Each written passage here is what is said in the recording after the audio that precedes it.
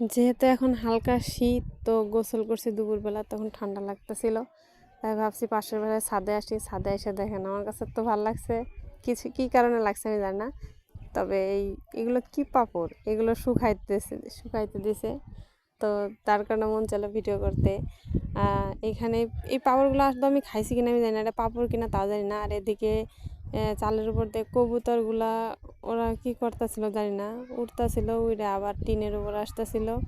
তো এখানে এই যে পাপড়গুলা, এগুলা কি পাপড় আমি জানি না, যদি কেউ জানেন তো বলবেন যেটা এই পাপড়। আর এখানে ছাদে শুকানো দিতে হালকা মিষ্টি রোদ ভালো লাগতেছিল, ওর মধ্যে পাপড় শুকানো দিছে, এটাও ভালো লাগতেছিল।